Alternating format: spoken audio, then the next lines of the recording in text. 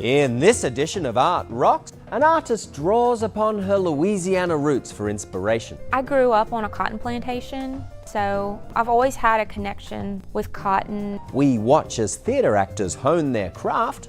Keep showing up, keep bringing your best game, keep bringing your best generosity. Meet a poet encouraging others to pursue their dreams. Early on in my career, I will say the feedback wasn't great. As a new poet, a black poet, there was a lot of criticism. And witness cutting-edge art as it's created. You can always buy cool technology, but in terms of developing a community, that's what's really kind of special about RPI EMPAC. It's all ahead on this edition of Art Rocks.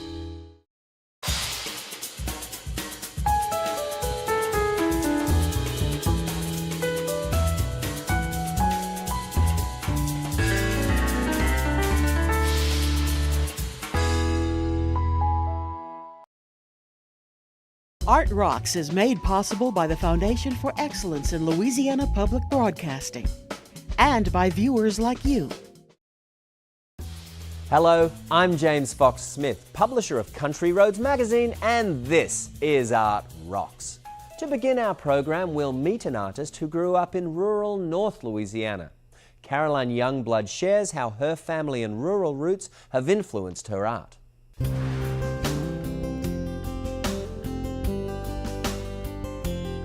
After completing a master's degree in fine arts in 2011, Caroline Youngblood returned to her home base in Monroe, Louisiana to open up shop. Since then, her artistic journey has been full of adventure, but the path contains touchstones that are comfortably familiar. It all started off with finding a book of Kodachrome slides. Even though they were of people that I didn't know, and situations I didn't know, they felt very familiar. And these dated from like the late 50s to mid 60s. So I started doing paintings of Kodachrome slides. As her paintings developed, Youngblood showed a strong preference for imagery from an earlier age. Eventually, she turned to collage as a medium. And she didn't have to go far to look for the ephemera necessary for her creations. I grew up in a really old home in Riverton, Louisiana. It was my great-grandparents' home, and then my grandparents moved there, and then my dad moved there, and then I moved there. So we had 4 generations worth of stuff that my ancestors were just not willing to throw away. It was hoarded, it was collected, it was almost sacred, you know, these things that other people would have easily just thrown away. For some reason, my ancestors decided they wanted to keep these things.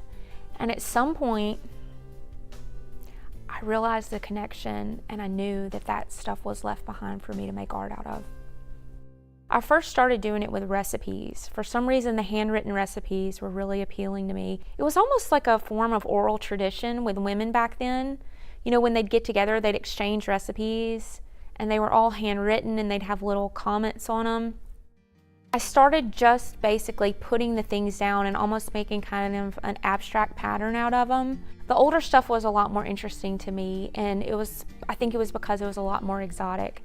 They used older printing techniques. Most things were handwritten. The photographic techniques had more of a historical or antique type look versus the things that were newer.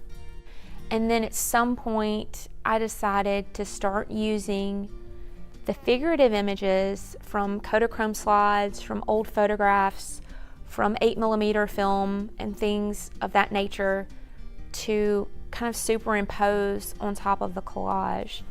The reason I really like this technique is because from far away, you see the figure, you see kind of a geometric abstraction behind the figure, but it's not until you get up close and really look at these things that you can see that there's handwriting in there, or you can see that this is an actual old advertisement and things like that.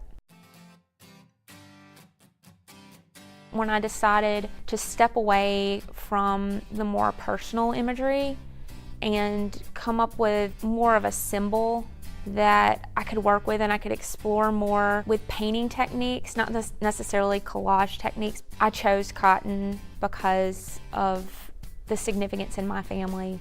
I grew up on a cotton plantation. My great-grandfather farmed it. and my grandfather farmed it. And I've always had a connection with cotton and, you know, the smell of the cotton. Just watching the whole process of it, watching the farmers plant the seeds and it grow and it turns into a flower and all that, and then the harvesting. Youngblood likes to approach subjects that are symbolic of Louisiana, like the cotton paintings. In her most recent series, she depicts huge abstractions of oyster shells. Well, my fascination with oyster shells is nothing new. I can remember from a really young age, if we went and ate oysters, I wanted to take them home with me. I would take them home and clean them, and I'd put them in my bathroom, or I'd put them somewhere, because for some reason the way they look, the shape, and then that pearlescent effect that they have, I've just always really liked that. So I was looking for another outlet to just play with paint and have fun and work with color. You know, cotton isn't necessarily that colorful if you're just gonna try to render it as it really looks. But an oyster shell has so much potential, like with all the smooth areas and then the rocky texture, and then all that, that full prism of rainbow color. Each one just became an experiment. You know, try something new on each painting, and I have never done two that are alike. Just like an oyster shell, you know, no two are ever alike. As part of a young vanguard of creative professionals in North Louisiana, Caroline Youngblood is proving to be an artist who is one of a kind. To see more, visit CarolineYoungblood.com. Now, let's take a look at some of Louisiana's arts and cultural events coming up this week.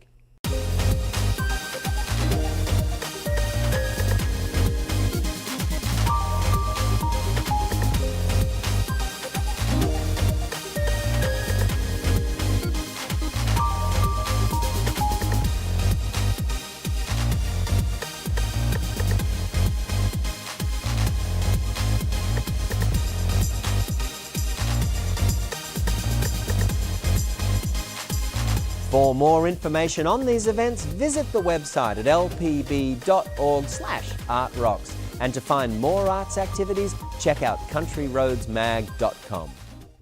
Up next, we drop by the historic Wisconsin estate of Broadway legends Alfred Lunt and Lynn Fontanne, where accomplished theater actors are invited to hone their craft under a master teacher. Take a look. It's a gathering of masters, both master teachers and master artists. And in this atmosphere at 10 Chimneys, it's joyful, because we are also honoring the gifts that the Lunts gave to the theatrical community and American theater history. 10 Chimneys is the estate of Alfred Lunt and Lynn Fontanne, who are the premier stage actors from the 20s to the 60s. We're here to help further American theater, and that's in many ways through education, through training, through development, and through legacy building.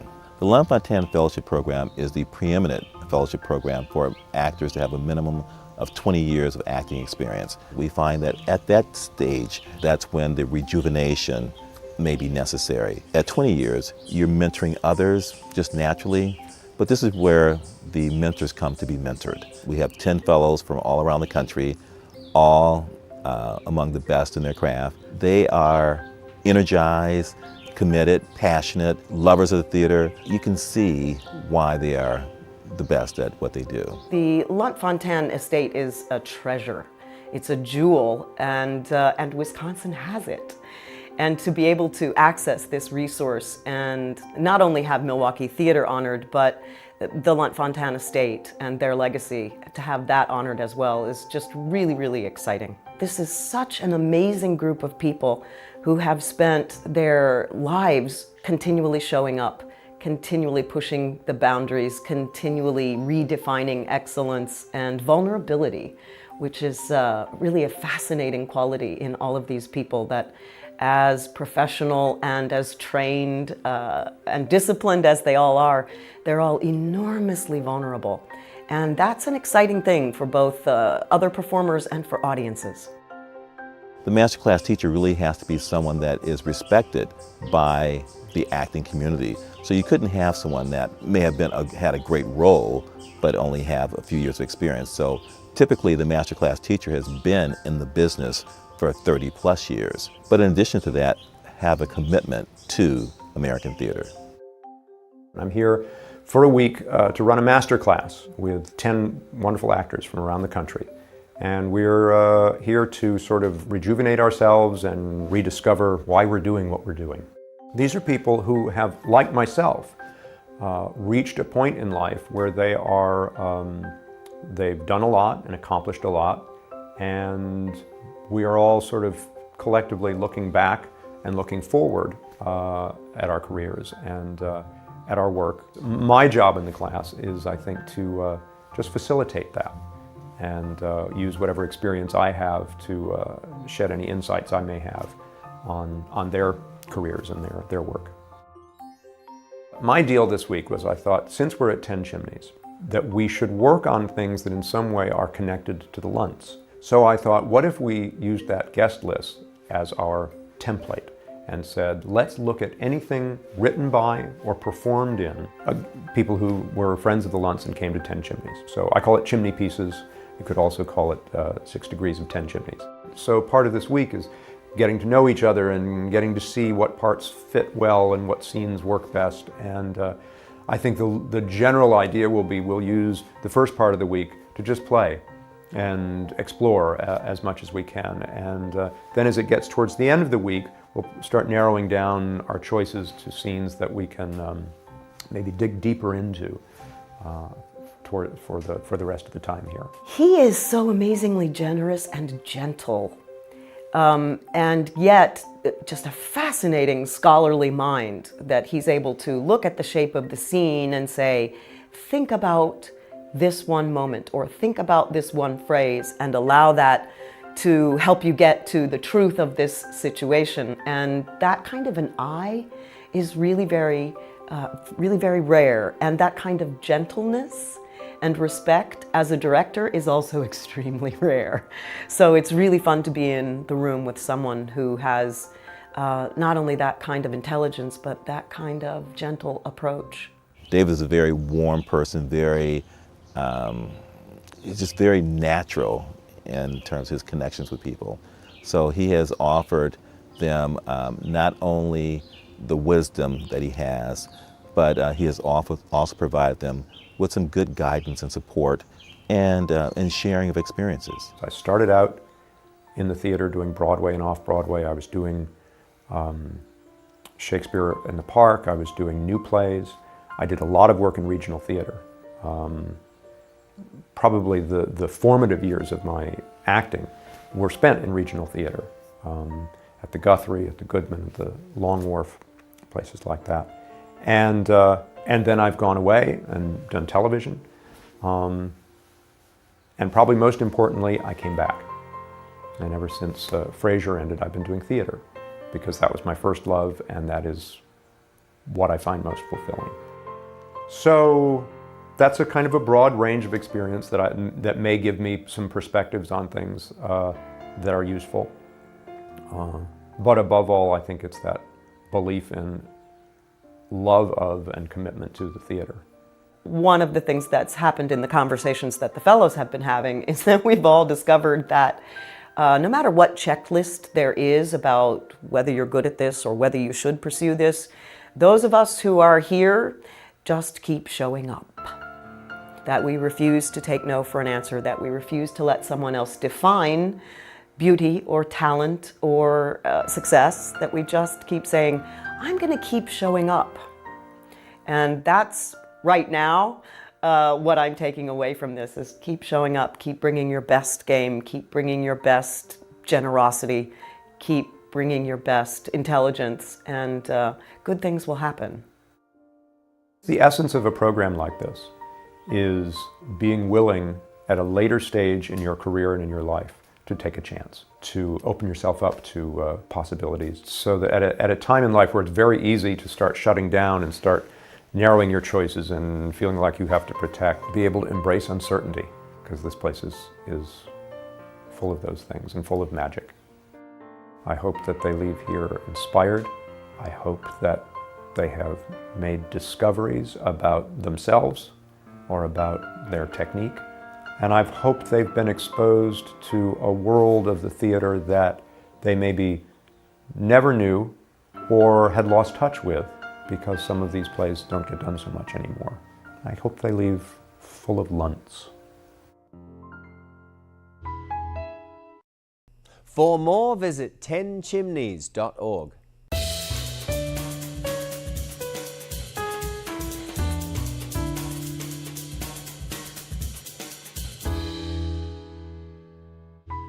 Join us now as we speak with Terry ONeal, poet, author, and screenwriter and educator.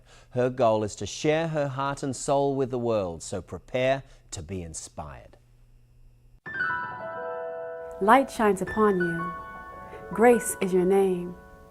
You give me hope to do the same, to be a face with a name in this boundless place. Confidence, strength, and intelligence are just a few of many of your endless qualities. My mother had exposed me to arts, literature, and culture at such a young age. And at the early age of 6 years old, I met one of the greatest voices in African American literature, the late Dr. Maya Angelou. Even though I was too young to appreciate it, I carried it with me for the rest of my life. And it has contributed to the writer, the poet, the artist, the woman I am today. I would have never guessed, though, that I would be a published writer. Well, I was in my second year at Consumnes River College, and I had a professor who, we had a paper to write, and I wrote the essay, and I was inspired to write a poem. So I submitted my paper, incorporated a poem, and when I got my paper back in red ink, it said, "Nice poem. If this is the work of another author, please state the author's name and where you found it." And I was like, wow, he thinks that I'm good enough.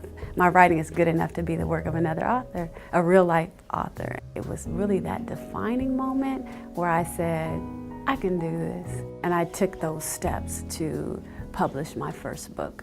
That first book, Motion Sickness, was released in 1999. And after it was published, I was really, really eager, motivated, eager to see it in stores, on bookshelves, and in libraries. The knowledge from your tongue brings excitement to my ears, even though I fail to comprehend every word. I praise you, falling to my knees at the very sight of you. I roll out the red carpet and I bow. Early on in my career, I will say the feedback wasn't great. As a new poet, a black poet, there was a lot of criticism, a lot of rejection that I dealt with for many years. It was difficult, but it did give me tough skin. My second book was different. I will say the writing kind of evolved. It started to pick up the publicity and the positive comments about my work when I reached The Poet Speaks in Black by 2001. And then I started venturing down another road. I spent a lot of time in the schools. That's the majority of the events and the presentations I give is in the school system. I'm just trying to reach out and make a difference in the lives of the young people, and that's rewarding. They inspire me. I want to be able to encourage them not to give up, not to quit, and just to follow their dreams. As cliche as it sounds, knowledge is power. It really is. And enlightening other people. I mean, it's been over 15 years since I've been writing and sharing my work with the world. If I can make a difference in the life of somebody else who reads my work, then it was all worth it for me. What a noble prize, a dream come true. I wish one day to become as great a person, to be respected by all, to touch many souls, to grow old and be known as phenomenal. For more, visit terryaoneal.com. Now, if you're a fan of regional art, make sure your next excursion to New Orleans includes a visit to the Ogden Museum of Southern Art. It's our Louisiana treasure this week. A home for some of the finest Southern treasures to be found in America. The Ogden Museum of Southern Art was born in the late 1990s. From its entrance on Camp Street, you realize the O, as it's nicknamed, has something different to offer. With its vast collection of 18th century portraits to today's most current works. The design of the museum itself is a masterful architectural feat. And hanging in its many galleries are treasures from artists across the southern United States. In addition to revolving art exhibits, the museum regularly serves as a music venue. The Ogden's permanent exhibits help to revive the forgotten works of great Southern artists, and today preserves an important aspect of Southern culture. Among the Ogden collection are pieces by notable Louisiana artists such as George Rodrigue, Clementine Hunter, and Elmore Morgan Jr. 1,200 of these holdings came from the personal collection of the museum's namesake, Roger Ogden, a connoisseur of art whose philanthropy led the way in establishing this remarkable addition to the cultural legacy of Southern artists. The Ogden is affiliated with the University of New Orleans, and in 2001 became the first affiliate of the Smithsonian Institution in Louisiana. Finally, we're dropping by Troy, New York, where EMPAC, short for the Experimental Media and Performing Arts Center, is having a real impact on the arts. Home to cutting-edge artists and performances, this creative hub is a true wonder to behold. Quite a few people who visit EMPAC ask, why is EMPAC here in Troy at Rensselaer? And I usually say, well, it just landed from Mars. This was a good landing place, and we are still waiting for the little green men coming out of the concert hall. For the Experimental Media and Performing Arts Center, that automatically indicates work that is experimental. Also, often the work that we show is time-based. We do a lot of development work in new technology, networking and computers and programming and the kind of latest and greatest tools. So we are spanning scientific research and artistic production at EMPAC, and both are developed through residencies. The particularity of EMPAC is that for visual artists especially, who normally have the constraints of a white cube gallery space, is here the limits are taken away from them. I've been really exploring the idea of sound spatially. Sound is a sort of experience on the body, and this has been manifesting in performance work, installation work. Our residencies are a little different in that they support potentially a new work from the beginning to the end. And what I'll do is I'll work with the parameters of the frequency range of this, and also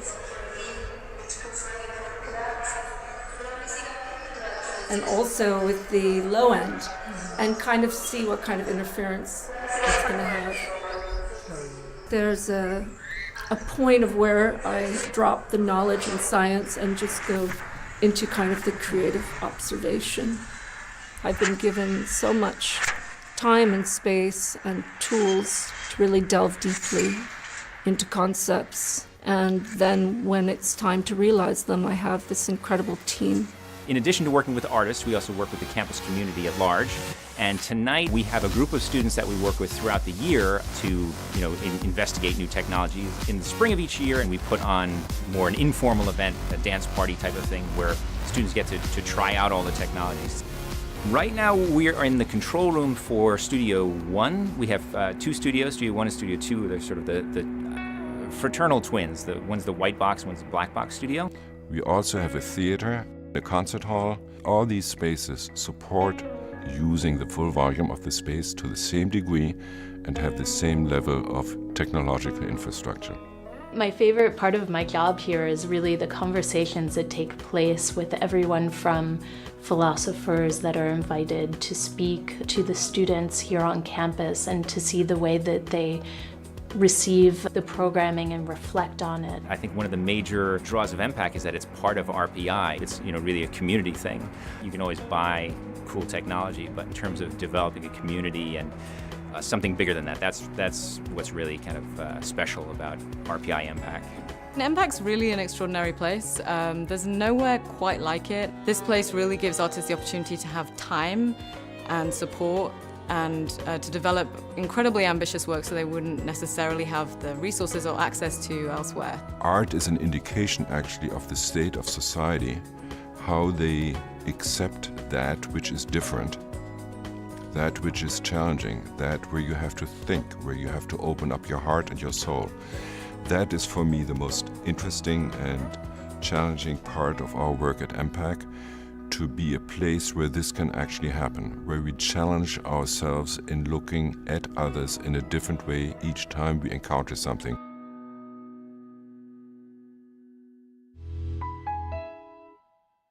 Visit empacrpi.edu for more information. And that's it for this edition of Art Rocks. Be sure to check us out online at lpb.org/artrocks. There you'll find feature videos and information on upcoming arts events. Until next time, I'm James Fox Smith, and thanks for watching.